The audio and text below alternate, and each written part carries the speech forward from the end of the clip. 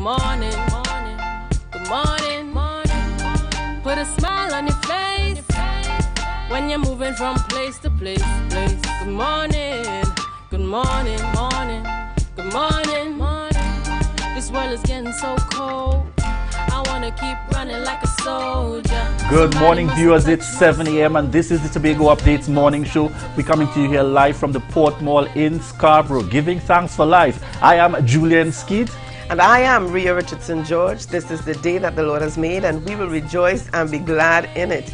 Good morning to Tobago. Good morning, Trinidad, the Caribbean, and those of you viewing us on the live. Good morning, good morning, good morning. Good morning, Julian. Ria, this is celebration time. Well, if you are BLP, because it would appear that it was a clean sweep in Barbados, and you can get away with that when you are in the media and you don't belong to Barbados, you can act as though you support anyone. Congratulations to Prime Minister Mia Mottley and the entire BLP team out there in Barbados. We have been interesting enough. The energy was high, and it reminded us, of the kind of energy we experienced just about a month or two ago in Tobago, that tension going down to election night. I followed it for as long as I could, and then I said, you know what, when I get up in the morning, I'll get the results. I tell you, I was following it on one of the lives yesterday afternoon, and I'll tell you, in Trinidad and Tobago, we have grown so accustomed to having our post-election debates go a particular way. There's a particular tone and a particular trend, but I've realized that other countries, they just jump out, say what they want, do what they want, but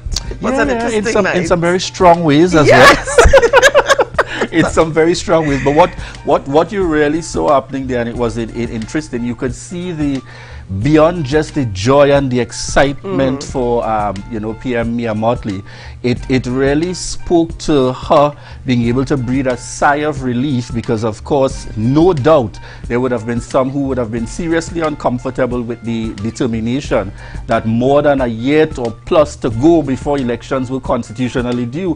Why would she make such a decision? Lo and behold, I'm certain that they are happy as at last night with the declaration, in terms of what appears to be a clean sweep in the Barbados space. Well, this seems to be the season of clean sweeps or near clean sweeps, but I tell you, it was interesting. And I mean, when Prime Minister Mottley called that election, I think the country had just about 3-4 weeks or so to really prepare for it. So it really was not a lot of time. And I think, I guess in her wisdom, she knew that this may have been the outcome because of the short time within which parties had to gather themselves together and put anything in place. All right, and Ria, that ties in very much to our rundown for today. We're talking elections. We're talking that we would have just had an election, 14-1 in the Tobago space. In fact, when we went to bed, it was 15, and then the EBC declared that it is 14-1. And this morning, in the discussions, no, it's not the minority leader, but it's that young lady, Petal Daniel Benoit, minority councillor in the Tobago House of Assembly. Ria, we get to chat with her this morning. Many say we've known her in the NGO space for years. We've known her in finance, in her sector, but never seen her in politics. So we get to chat with Petal Daniel Benoit this morning, first on our lineup. And who will she be followed by, Ria? Coming up after, we will be chatting with Siobhan. In fact, Candice is going to be chatting with Siobhan Peters, owner, manager of Top Catch Charters. So Candice is going to be out there in the water again. And then we hear from Kiwanis celebrating 107 years. This morning we'll be chatting with PRO Annetta Barton. And when you hear Miss Barton, no stranger in the Tobago space. You know her for her voluntary work, always being out there in and around. And we continue to thank her for that service. And we look forward to hearing about the Kiwanis Club, giving us a bit of insight into what's going to be happening here in the Tobago space as Kiwani International celebrates 107 years. And to close us off this morning, we will be chatting with Samuel Kojo, professional golfer, and Fitz Neptune, the coordinator for the Tobago Golf Academy. So we're going to be chatting with them this morning, and we're really excited because I've known Samuel for a number of years, and it's going to be good to catch up. Really, I suspect you prefer to be doing that interview on the course. I wouldn't on the golf course. We'll have to organize and arrange that. Ria, do we have any birthdays this morning in the lineup? Well, we do, Julian, and I'm really happy and excited to jump into things this morning. My girlfriend from Roxborough is celebrating her 77th birthday. There she is, Christiana Gobin, celebrating her birthday. So, Chrissy, happy birthday going out to you. This is from the Roxborough Open Bible family. This is from my family. You know your boyfriend, Oswald George. Yes, I'm lending him to you just for a while, okay? So happy birthday going out to you, and I trust that you have a great day. She looks absolutely beautiful in that blue dress. And we're happy to, you know, send out birthday greetings. Rhea, she's celebrating 70 today? 77. Wow, that is not 70. That is, and mind you, Julian, that's impressive. She makes me look old if you see how she operates. Wow, she's quick on the go. She's moved. Yes, she makes us look old. I know the young and vibrant 30 plus Rhea is looking forward to celebrating those kinds of years. Not so? All right, Rhea. I'm sure the life is going crazy now. I'm sure the life is going crazy now with energy and excitement. We also want to send out birthday shout outs this morning to Dion Wills, celebrating a birthday today. Hey, Dion, good morning. Michelle Timothy out there celebrating a birthday today. And Giselle Jack, we're sending out happy birthday to you, coming from the Tobago Updates family. Rhea, deep breaths. Ready to go. Exciting times ahead. Folks, we want to thank all of you for joining us this morning. Onset, those of you joining us via TV, that's Gael TV and M&ETV, as well as those of you connecting with us online at tobagoupdates.com. We want to remind you to also subscribe to our YouTube channel, that's Tobago Updates. And for those of you joining us online via Facebook, remember to share the live, share the live, share the live. You can now get whatever you need whenever you need it anywhere in Tobago with Tobago. Your meals, medication, groceries and shopping all delivered directly to you. No more hassle, no more stress. Get the Tobago app today on Google Play or Apple App Store. That's TAPPOGO and let us deliver to you. Check our website at www.tapogo.app or call the experts at 494-TOGO and 484-4746. Tobago. Relax. We will get it to you. Tobago's at your service. MI4 Security Services Company is the most advanced security service in Tobago.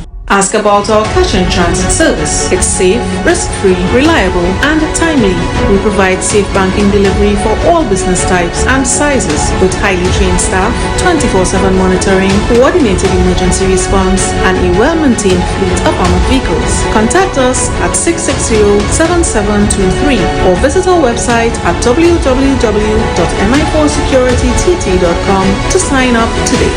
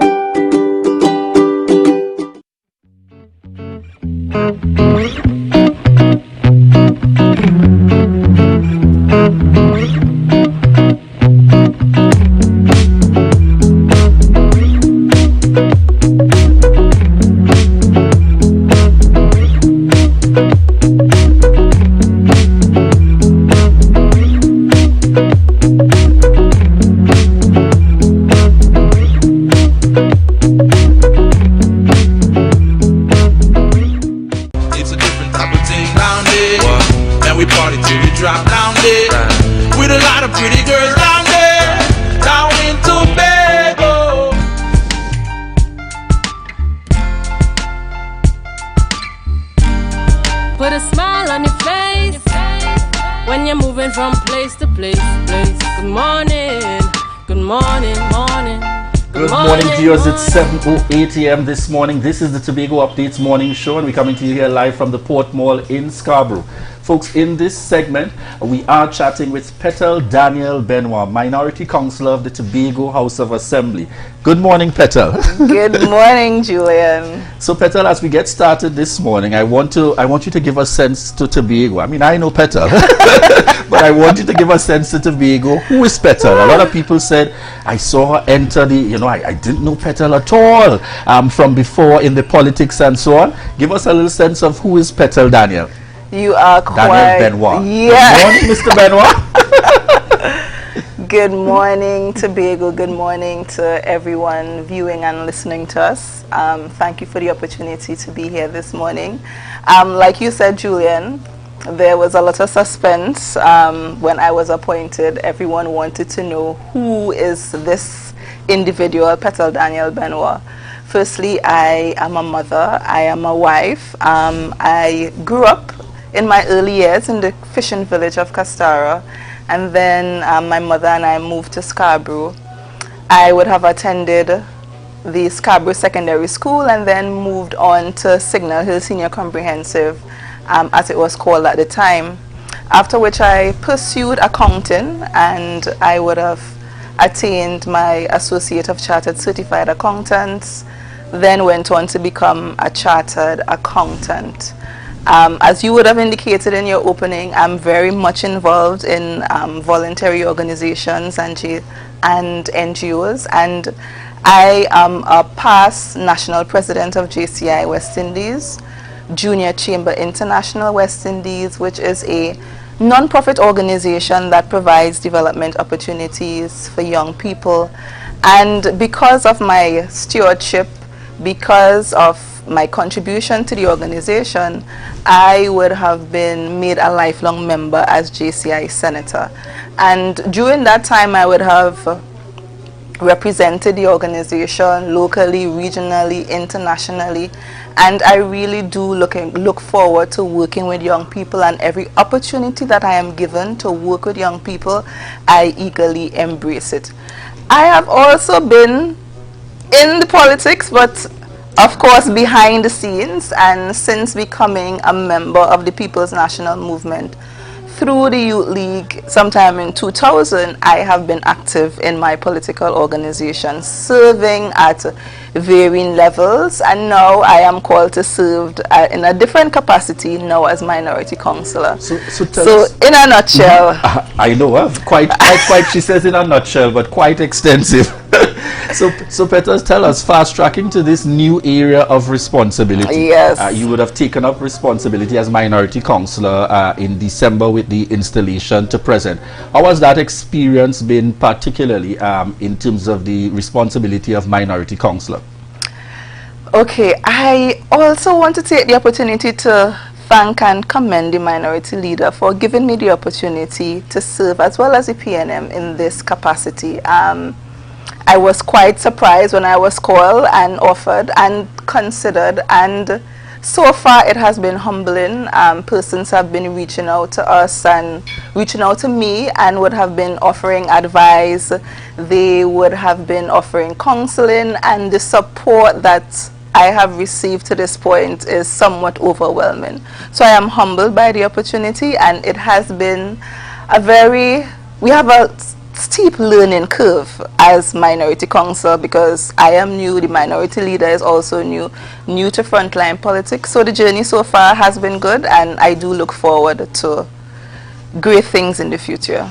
So one of the areas we definitely would want to touch on, Petal, your expertise lies in the area of accounting and finance, and so does that mean we can look forward to what is a keen interest in monitoring the finances, the spending, the movement of funds, etc., on the part of the Tobago House of Assembly in this term coming from the minority? Well, from the minority, what we want to do is keep the government, or keep the administration, the Tobago House of Assembly, in check. And we want to ensure accountability, we want to ensure transparency, we also want to ensure equity as in the administration of public policy as well as government and democracy. So not only on financial matters, but in every aspect of governance of the Tobago House of Assembly. The minority leader continues to say it. We will support what is good and in the best interest of Tobago, and we will oppose as well as provide alternative views and solutions as well as recommendations on things that we oppose. And you would recognize that we have already begun to do that, because the minority leader would have put forward some recommendations in terms of varying aspects, and we are going to do and work in the best interest of the people of Tobago. Speaking about working in the best interest of Tobago, we saw quite recently on social media, as you mentioned, the 10-point plan coming out from the minority leader, and we would have also seen meetings taking place with the Secretary for Education. Give us a little insight into that, particularly at this time where our education system is going through, that challenge and that transition in terms of trying to ensure we maximize learning online, but at the same time preparing to transition back into the in-class and in-person. What kind of benefits, or could we say plus, definitely came out of that meeting? We're asking for a sneak peek into that meeting that you were also a part of. Okay, so we would have met with the leader of government business, and we would have met with her in that capacity, not in the capacity of Secretary for Education. So as we operationalize the Office of the Minority and we put strategies and policies in place to roll out what we do at the Office of the Minority, we have been meeting with various stakeholders. So Ms. Hackett is actually one of the persons that we would have met with. Those conversations were very cordial, and it is really in advancing the business of the minority. We would have also met with the presiding officer, which was not. So it's a series of meetings that we are being engaged in. We hope to have many more meetings as we engage persons and we engage stakeholders in the business of the minority. Viewers, you notice how Petal gave me the politics there. Very tactful, very careful in her response. She's not about to release anything before time, but that's fine. We'll accept that for now. One of the areas that we'd also like to look at quite naturally, and you made mention of and we keep hearing mention of the Office of the Minority. Give our viewers a sense, where is the Office of the Minority located at this point, for the benefit of those who wish to visit, who wish to engage with the Minority Council? So the Office of the Minority is located uptown Scarborough. It's obliquely opposite, I will say, the Unit Trust Corporation. It's that for those persons who knew where Ferreira's was when Ferreira was in Tobago, it's that building that Ferreira's occupied. Next to the supermarket? Yes, okay. next to Marad Supermarket, I think it is called. So it's that glass building, the Office of the Minority. We will install signs so it could be easily recognizable and persons could know where we are. All right. The other area, yesterday I think it was, within this week we saw the minority leader put out a press release in relation to the situation with the boat that was being moved, for which he received some flack in terms of coming ahead of time to say it's going in one place and then the record showed that it was actually going to another. How do you respond to that in terms of that situation currently with the matter with the boat? Okay, well, we recognize and we understand that the boat was required to be moved. From the information that was received by the minority, the boat was going to Kendall, and we believe that our information was credible. And again, it's another role that the minority plays, advocacy. So because of the information we would have received, the minority leader would have put out information that we do not think that moving the boat from one place to another is the best thing to do at this time. And as the day went on, we recognized that the boat did not go to Kendall, but we heard that it went to the Studley Park quarry or dump. Yes. So we will advocate, we will provide our advocacy, and again, all we are doing is in the best interest of Tobago. So we want to speak timely, we want to be strategic, we want to be dynamic in our representation, as well as we want to be inclusive and all-embracing. And whatever we do, I cannot continue to stress that we will be working in the best interest of Tobago. Now, Petal, we can't be on air in an interview with the Minority Council and not talk about the party politics. Most have said when they saw the results, all 15 persons were concerned, and then they saw 14-1 and they said this is divine intervention.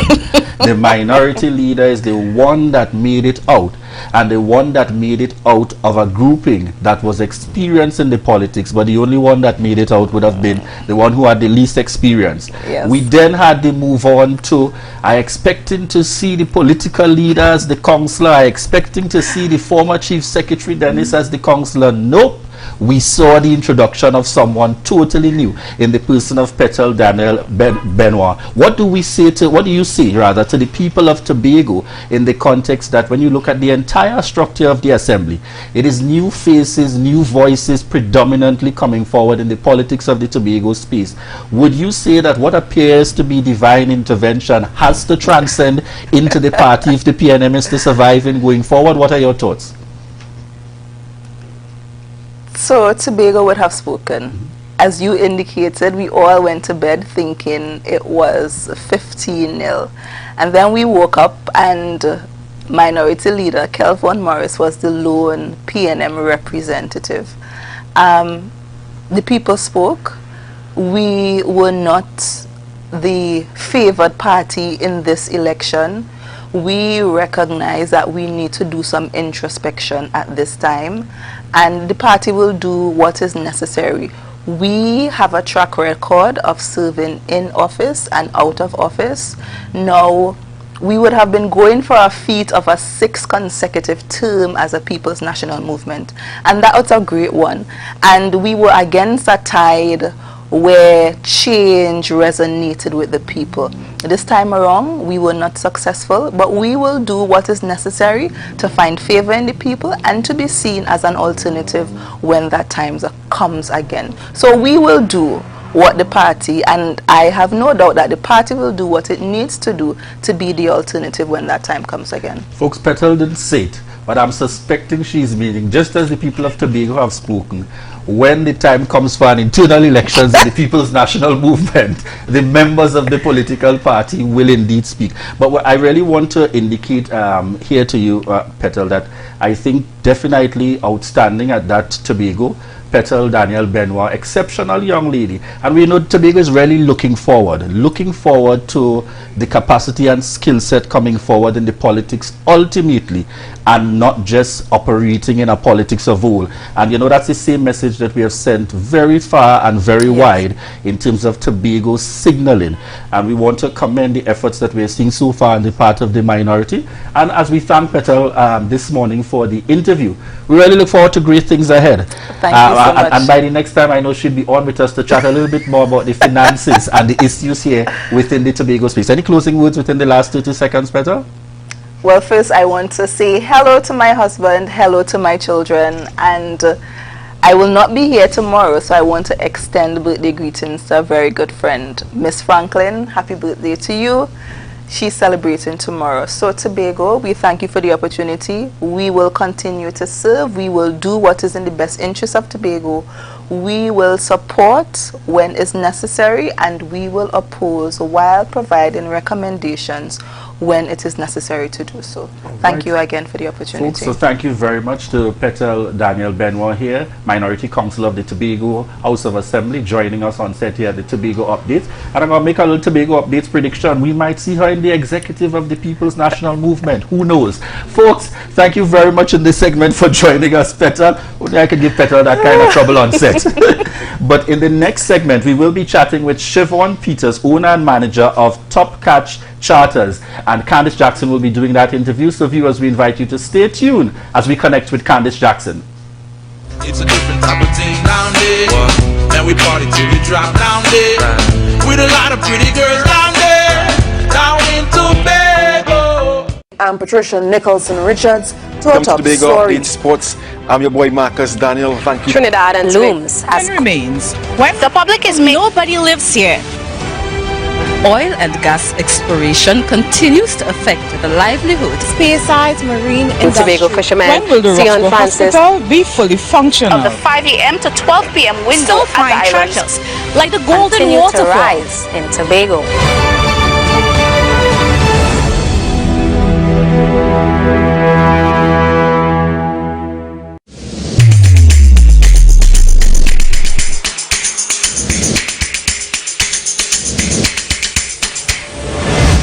Morning, good morning, put a smile on your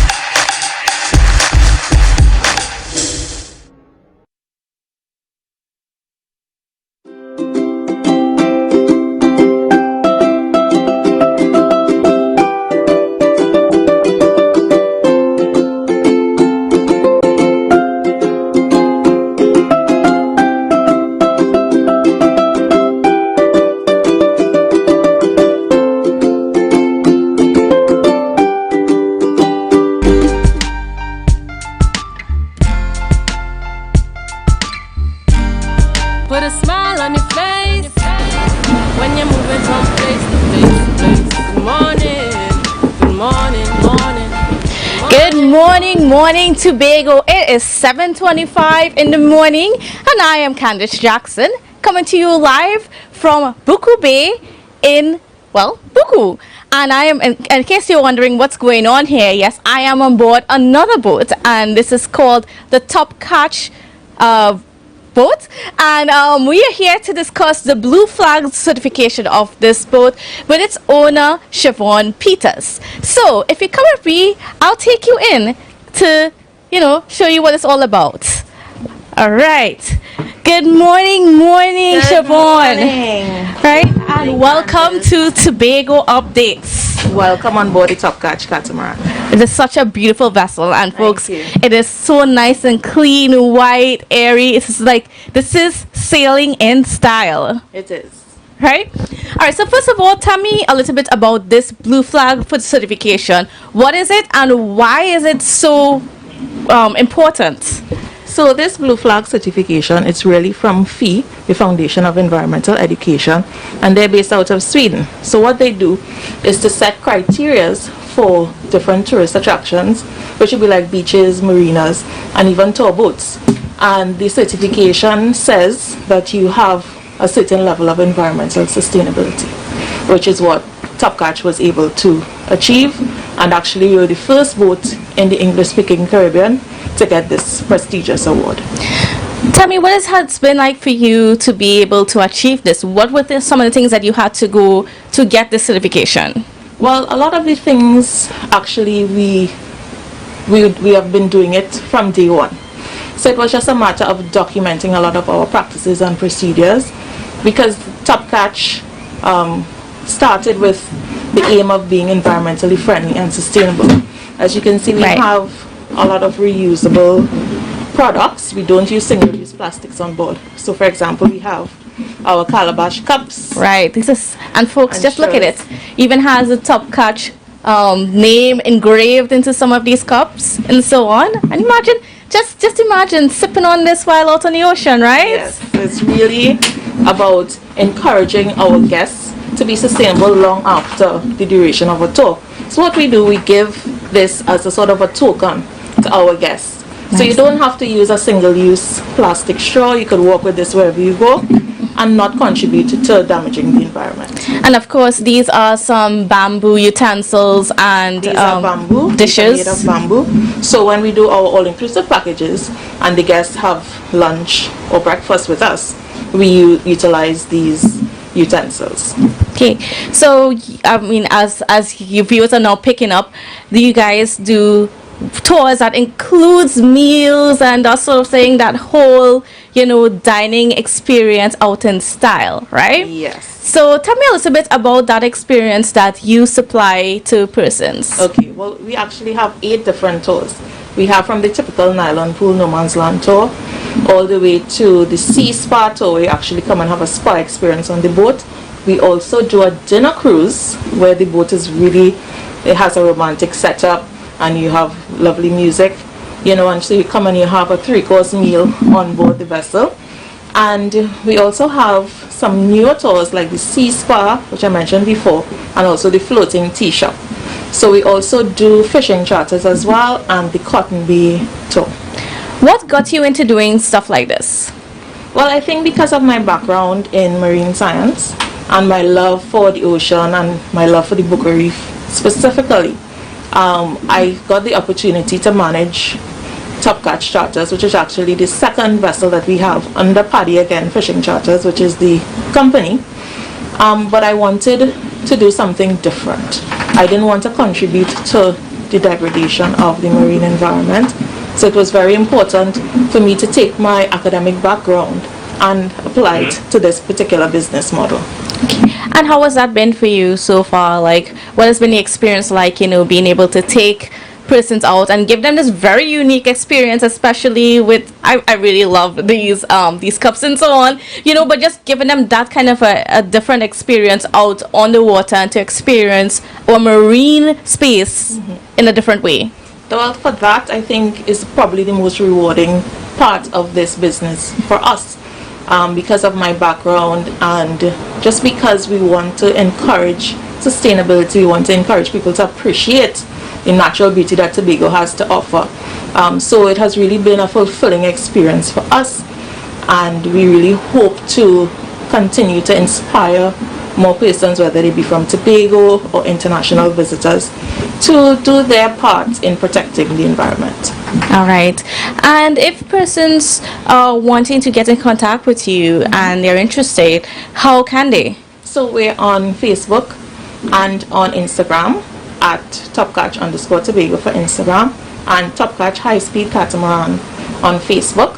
Our office number is 286-0492, and our email address is info@topcatcht.com. Okay.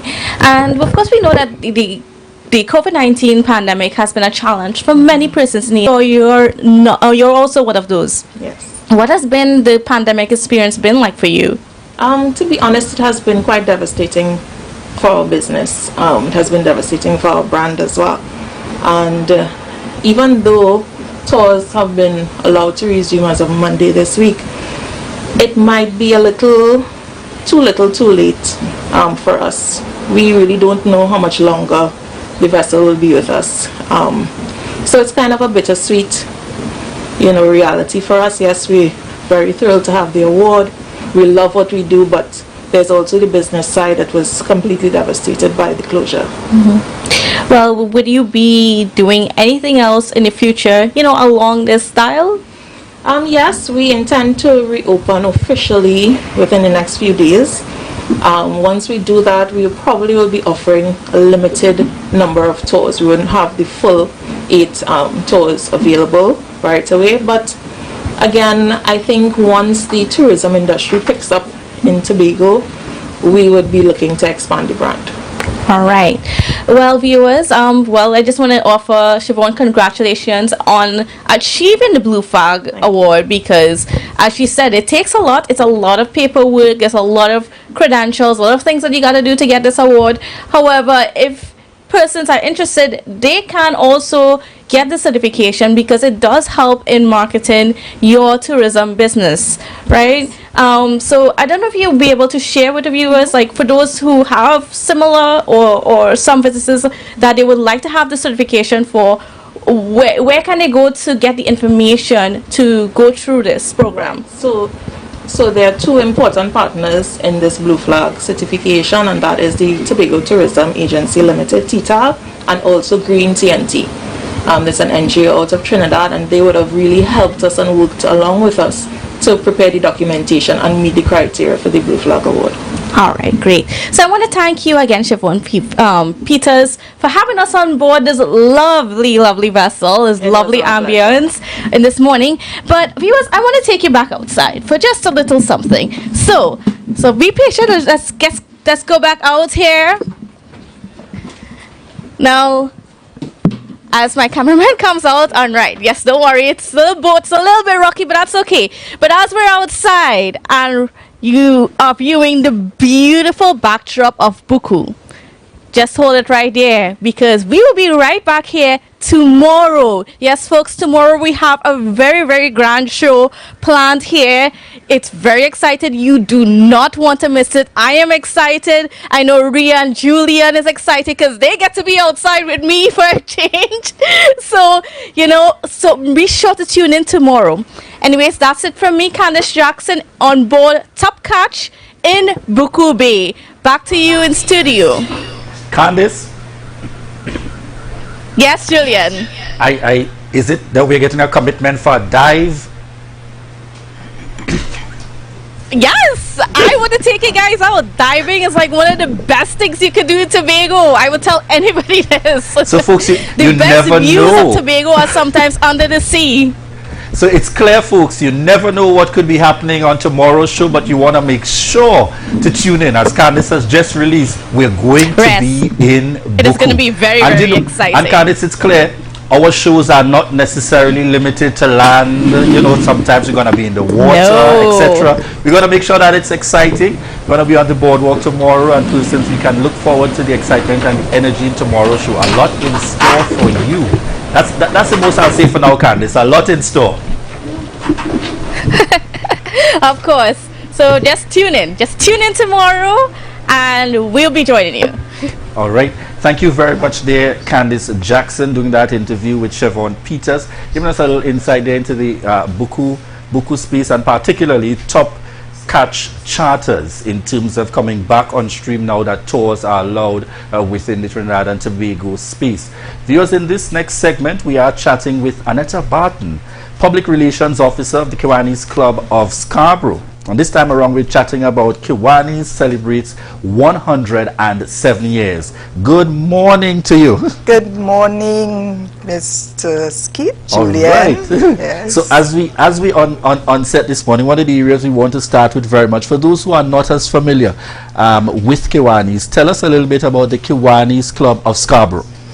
Okay, Kiwanis Club of Scarborough is part of an international organization. We started a service in Tobago in the year 2001. So last year we celebrated our 20th anniversary. Okay, but we have at the moment 28 members. We ended last year with 25, and already we have 28 members. Kiwanis is a global organization of volunteers, and our aim is to improve the world one child, one community at a time. At a time. All right. So for those persons looking on, and specifically we know that tomorrow represents celebrating 107 the world over. Yes. Tell us a little bit about the activities that will be happening in the Tobago space as you commemorate the celebrations. Okay. Trinidad and Tobago will join the world in celebrating 107 years of service. And Scarborough Club will be doing a drive, a membership drive. We are using the opportunity to do that. Of course, we are going to highlight our 107 years with activities, but on Friday we will do, and it will be virtual. We are going to invite our prospective members, plus our members and anybody else who is interested to come along, and we are going to do what we call a movie, but it's not the movie that you expect to see on the screen. It's a movie about Scarborough Club, okay, highlighting the things that we have done. So that is what our movie will be about. All right. What time is that expected to start? It is 7 p.m. 7 right. And you said it's going to be done virtual. Yes. How do persons connect? So persons looking on, they're interested in Kiwanis. I didn't even know Tobago had a club. I want to know more about it. How do they connect with you all to get involved tomorrow? Well, we have a number, some numbers that you can call. I am the PRO, 731-0488. You can call the secretary. It's 387-2414. The president is 347-301-0928. And our officer who is in charge of membership, Shelley-Ann McPherson Price, she is 758-8072. So any of those numbers you can call, and we will give you all the information. We have been sending out the flyers. We have a flyer, and we have been sending it out to, you know, prospective members and other people, and it will be on Facebook. Being a part of an NGO, myself, Ms. Barton, I know it's usually very helpful. Tell us a little bit about who the members of the board are. So for the benefit of viewers, you might be very well be a neighbor, and you could reach out to them and say, I come in tomorrow, starting with your president. Okay, our president is Barbara Brizan. Most times she's in the United States. She's here right now. Our secretary is Phyllis Pansonal. She was in Tobago, but she has moved back to Trinidad, so she's in Trinidad. Thank God for virtual. Then we have our PRO, of course, Annetta Barton. Shelley-Ann McPherson Price is our immediate past president, and I must say that during the pandemic, she has led us quite well, and so our club became distinguished during that time. Our treasurer is Myrna Baker Guy, and we have a number of board members. Our vice president is Annette Henry. Our president-elect is Arlene Jack. And we have a number of board members. When does the period or the office run for the Kiwanis Club, so that persons understand the president-elect concept in terms of the individual coming into office? When does that the year start and end for Kiwanis? Well, Kiwanis year starts in October, the 1st of October, and ends on the 30th of September. All right. For the benefit of our viewers, give us a sense of what have been some of your, what would you say for the time that you have been within the Kiwanis Club, an outstanding project that you are particularly pleased and proud about? Because I think, Ms. Barton, it's no secret. Tobago knows you, especially when it comes to your work within Kiwanis and, you know, supporting and contributing and giving back. But tell us, out of all those projects and initiatives that have happened over time, what definitely stands out to you? Our very first project, Juliana, was a house that was constructed in Pembroke for a family of 5 children. You know, and we are very proud of that. The children, the oldest of the child was still at school, secondary school, and I remember the Christmas when we gave them the money. She went to get her own curtains and so on, and she was so happy. So we are very, I'm very proud of that project. And our next will be our box program. That's in the primary school. You know, just as you have, you know, in the guides area, brownies, you know, guides and so on. In Kiwanis, we have K-Kids in the primary school. Nice. And they moved to Key Club in the secondary school, and Circle K in the university. And then we have what you call Action Club, AKION, that is with adults living with disability, right? We unfortunately we did not get one in Tobago. The person who was trying to help us with that was Jason, who died recently, but I guess someone else will come up. But in the primary school, we have what we call some programs. One of them is the bugs program. And when you hear the word bug, it's not an insect. It means bringing up grades. Oh. So when the children are going to say, well, look, I want to bring my grade from where I am, and they give us their grade. And when the child or when children come up to that grade, we will go in and reward them for it. You know, and it's a win-win situation, because in order to get to that state, the child would have been working. The parents would have seen the child working. The teacher would be happy because the child is doing the teacher's work, and everybody wins in the end. I hear you speaking, Ms. Barton, and I feel like I get that sense of the teacher coming out yes. in you as well, naturally. But I want you to share, give us a sense of why is it important for persons to get involved in NGOs to be able to give back? Why is it important and significant in the life of an individual? Well, the people need us. Children need us. People who are less fortunate need us. And anything you can do to make the lives of children, communities, an unfortunate person better, we must do. We have been blessed with, you know, things which others maybe are not privy to, and we need to give back to society what we have been blessed with. You know, and dedication, you need that dedication, and we know there are plenty dedicated people out there who are willing to make the lives of, as in case of Kiwanis, children and communities better. And I would encourage you, because it may not be a monetary or anything to show, but the joy of seeing the faces of children lit up and communities looking, you know, good. That is.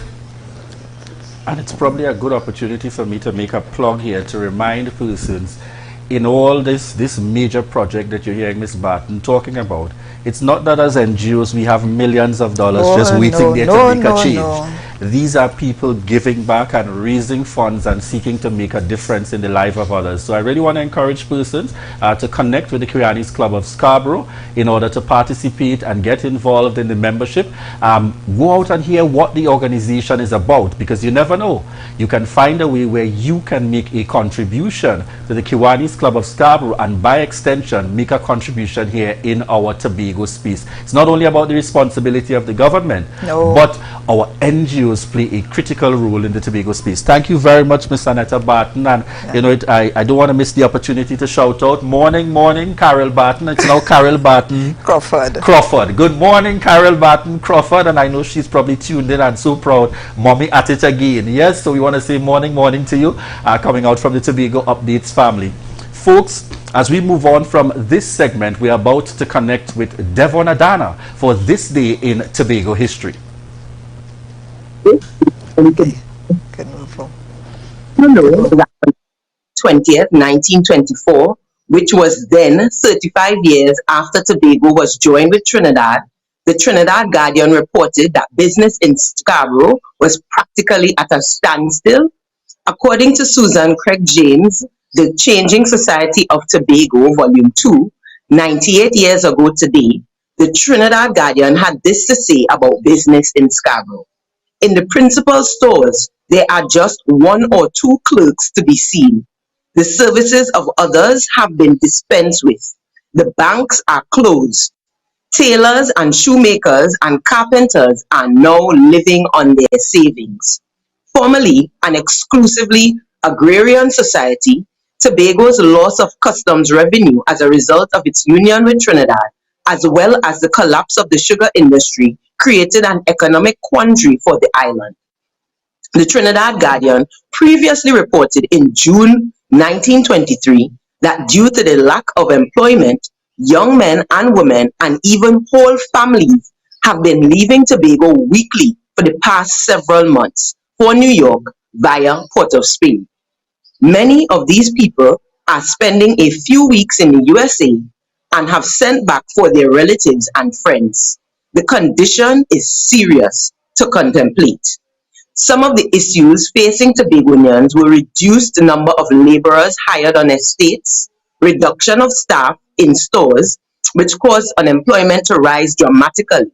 The 2 banks that operated in Tobago closed their doors by December 1923 as there was little cash in circulation on the island. You've been watching This Day in Tobago History. My name is Devon Adana. Lots more after the break. So share the live, share the live, share the live.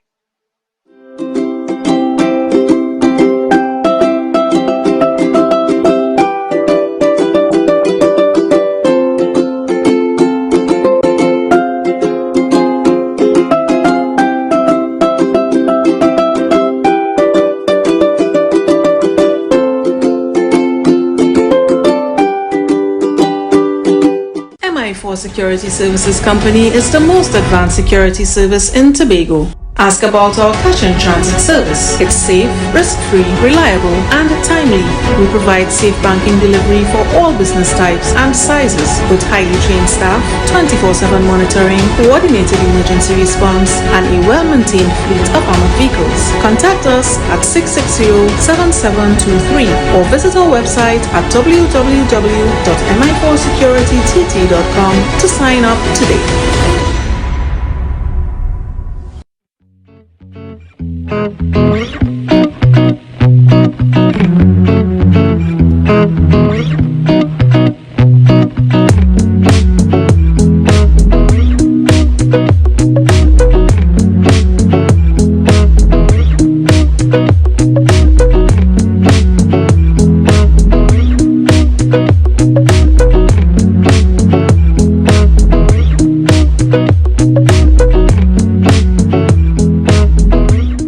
I'm Patricia Nicholson Richards. To Come our top to Tobago story. Update Sports. I'm your boy Marcus Daniel. Thank you. Trinidad and looms as remains. the public is nobody lives here. Oil and gas exploration continues to affect the livelihood. Spearside's marine In Tobago fishermen, When will the Sion Roxborough Francis, Hospital be fully functional? of the 5 a.m. to 12 p.m. window Still find at the island, treasures like the golden continue to waterfall. rise in Tobago.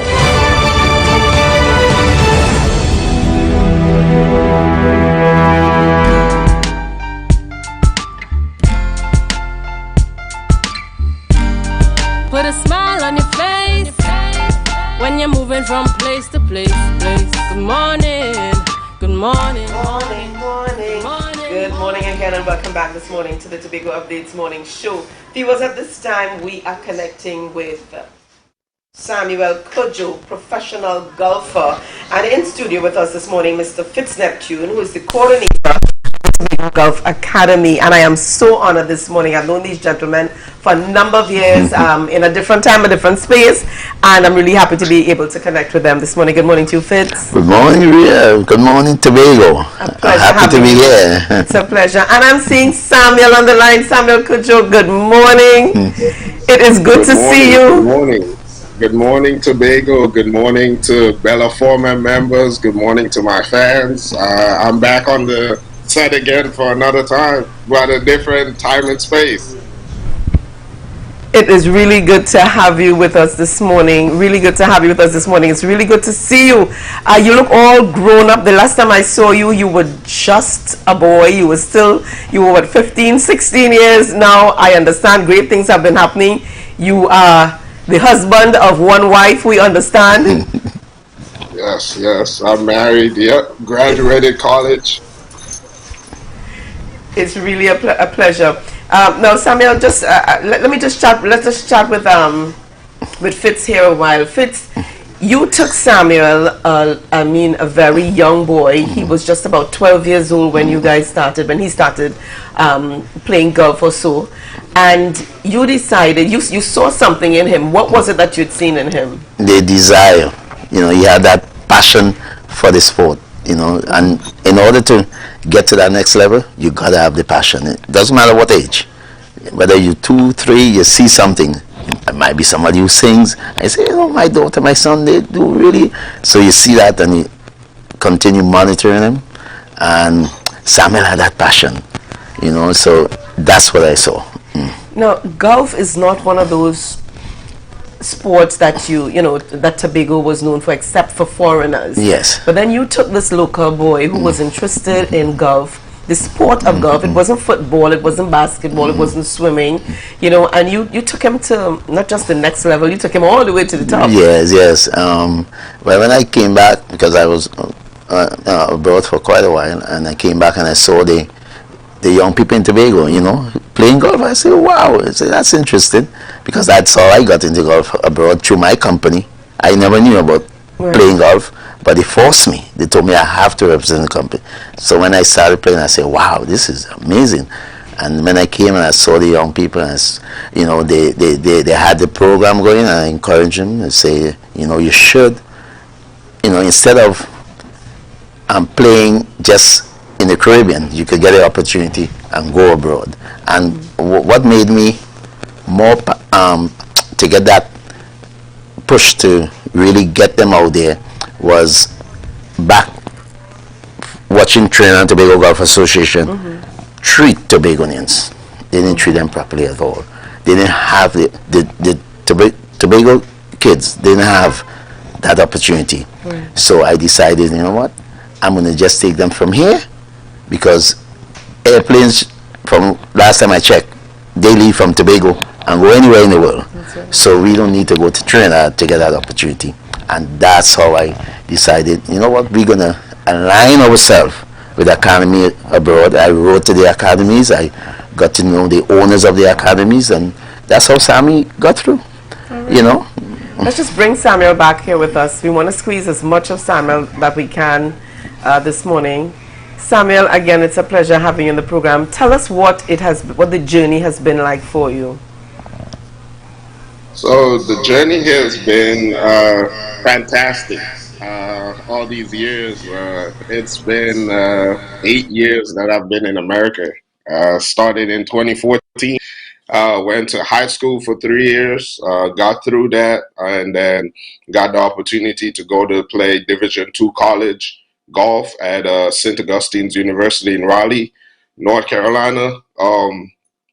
First year was amazing. First college tournament that I stepped my foot in, I won. And that year I shot the school record for a 65, which is the lowest in school record one-day tournament, one-day score.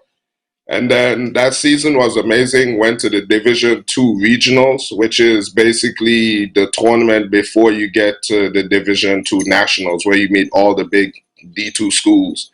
That was a little rough because of in the first year, I think I won like 4 tournaments. So I was playing good. And then the second year was a bit rocky. Third year was pretty rocky again.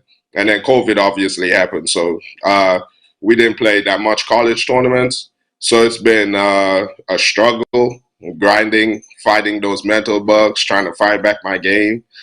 My main focus in those years was just trying to graduate, which I did. I graduated with a 3.7 GPA in sports management. And right now I am working full-time at Amazon, and I play golf every day. That's it, grinding and trying to get on the professional level. So starting in April, I'm going to start playing in professional events and getting the road rocking. My ultimate goal is to not work at Amazon and just play golf every day. Now, for those persons who looked at you out there, Samuel, thinking, oh my gosh, he's too young, he's just a boy. What do you say to them in terms of how you were able to navigate being away from home and the comforts of, you know, mommy's care? For me, I think it's a personal preference. And I'm not saying to anyone or any parent to send your kid away. That's a personal thing. And for me, it wasn't my parents, it was me. Like, I just said, hey mom, I want to make something better for myself, and I want to leave. Like, I don't want to, not that I'm abandoning anybody, but I want to make better for myself. And I think ultimately my goal is to help out other athletes in Tobago and even Trinidad. It's not, and I'm not limiting it to sport, to golf. I'm doing all sports.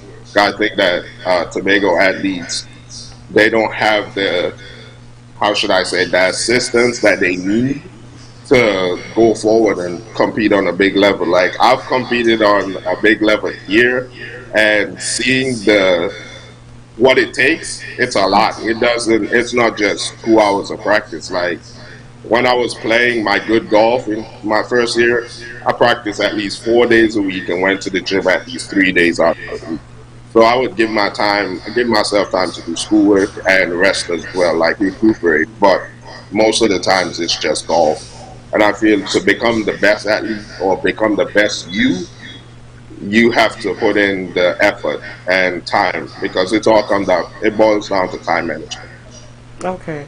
And I'm glad that you put that in, that it all boils down to time management. Yeah. So what is next for you? What is next for you, Samuel? So as I said, April, I'll be playing in May, I will be playing in the I'll start off playing in the U.S. Open qualifier. That's where I'll declare my professional status. And take it from there. I have like a seven tournament span ranging from May to December.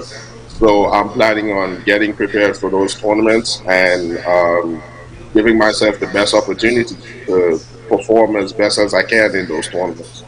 And my ultimate goal is to get to the PGA Tour.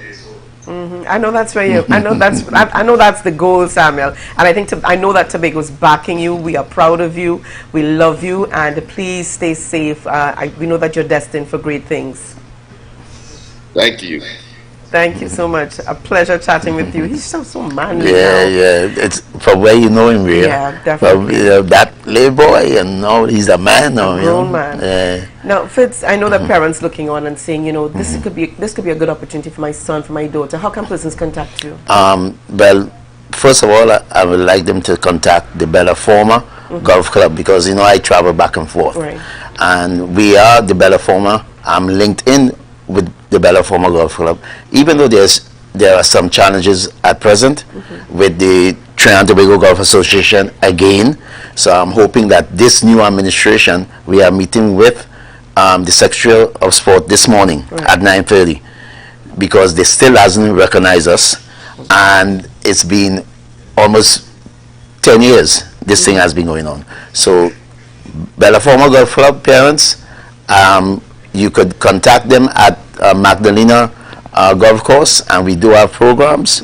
We looking at to get 2 other kids just like Sammy to get out there, and hopefully they can make it just like Sammy Kojo. All right, well, thank you so much for chatting with us this morning. Fitz Neptune and Samuel Kojo, always a pleasure chatting with these gentlemen.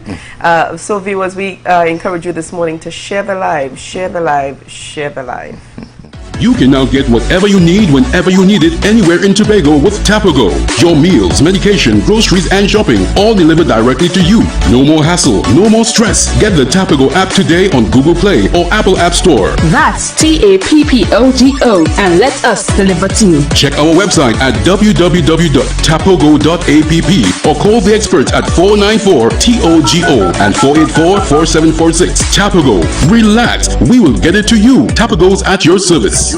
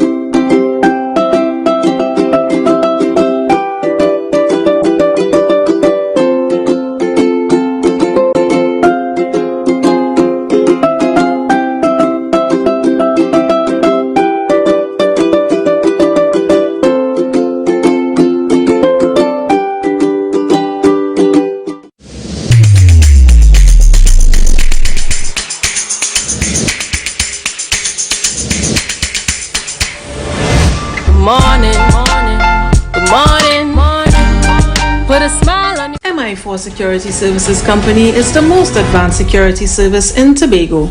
Ask about our cash and transit service. It's safe, risk-free, reliable, and timely. We provide safe banking delivery for all business types and sizes with highly trained staff, 24/7 monitoring, coordinated emergency response, and a well-maintained fleet of armored vehicles. Contact us at 660-7723 or visit our website at www.mi4securitytt.com to sign up today.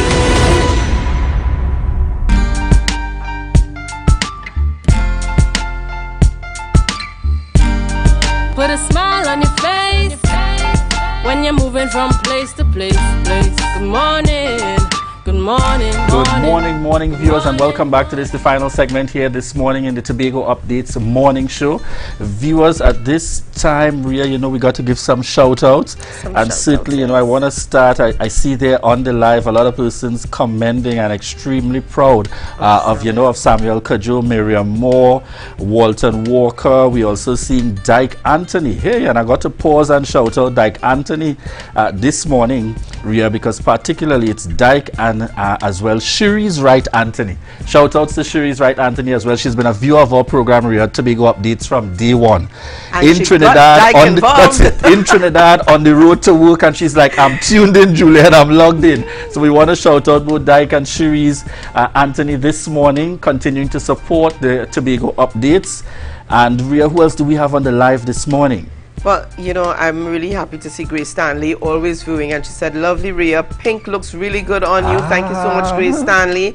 I noticed as well, Ria Francis is on the line, and she was commenting while Mrs. Barton was on the program. She said, good morning to see my teacher. And for those of you who may or may not know, Mrs. Barton is a retired teacher from the Roxborough Secondary School, and she was also one of the one of Mr. Watson Duke's teachers at Roxborough Sec. And interesting enough, she mentioned to me some time ago, she said, the same way that he is now, he's going to fight for that cause. That's how he was back in school. Nothing has changed. He's going to fight for that cause. So we know there ain't no change in Watson Duke there. No. If we hearing that, getting confirmation from teacher, in fact. I also see on the line one of my past teachers, Anne-Marie Davis, taught me Spanish there at Scarborough Secondary since my first form year. She was my first form teacher. Oh gosh, and Miss Davis has always been a darling. Any student that passes through Scarborough Secondary will tell you about Miss Anne-Marie Davis. Amazing.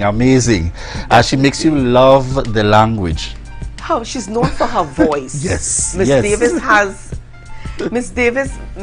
Davis rather has a voice that transcends. Certainly. You can hear many graduations. That's right. It's not the same without Mrs. Davis. So we're definitely shouting out this morning, Miss Anne-Marie Davis, Kuki Melville, Cindy Taylor, Lisel James joining us on the live this morning, Radhika Connell as well. We want to say good morning to each and every one of you. Breaker Benjamin, I haven't seen you in a while, but morning Breaker. All right, we want to thank all of you for the continued love and support. Ria, it's been an amazing morning. Ria, what's up tomorrow? Is there excitement tomorrow? Are we going to be in studio? We on the outside? We out. Seems as though I'm loving these Fridays. So on Friday morning, which is tomorrow morning, viewers, we are going to be on the outside. We're coming to you live from Buku. If I'm not mistaken, the Broad Walk down at Buku. That's the newly done Broad Walk, the newly done, just recently commissioned. Yes, we're going to be down there coming to you live. You viewers, you just made, this may be your week to see Julian on the catwalk. So, I'm just saying here, be expectant. You never know what can happen. All right, so Ria puts me on the spot. Also shouting out my good friend this morning, Anisha Walcott Karut. And also shouting out for our background that persons are seeing there. Ria. This is actually Charlottesville. Kerry doing an excellent job there in terms of capturing. So this morning we want to say good morning and shout outs to Kerry Walcott there in terms of excellent work. In terms of our background here on set this morning. Wow, check that shot. Wow, you get the full expanse. Wow. I think I just mixed it up. It's not Anisha Walcott Karut. It's Anisha Karut Walcott. She's probably saying, Julian. All right, good morning. Anisha, good morning. But all's fair in love and war, definitely. So we're going to say goodbye to our viewers today. Just a quick good morning to Auntie Dora Lyons out there in Queens and to Akola Ashby. Akola, I trust that you have a better day today than you did yesterday, and I trust that all is well. Have a great day, Tobago. Stay safe on the road. Remember to wear your mask, sanitize, and socially distance. We'll see you tomorrow. Bye-bye. Giselle, Boris, Vincent, Onika Maz. Bye-bye. Thank you for tuning in. Gotta be with someone who's precious. You're never gonna get my love, accepting that you're real precious. You're never gonna cramp my style, baby, cause I get a lot of pleasure. And if you wanna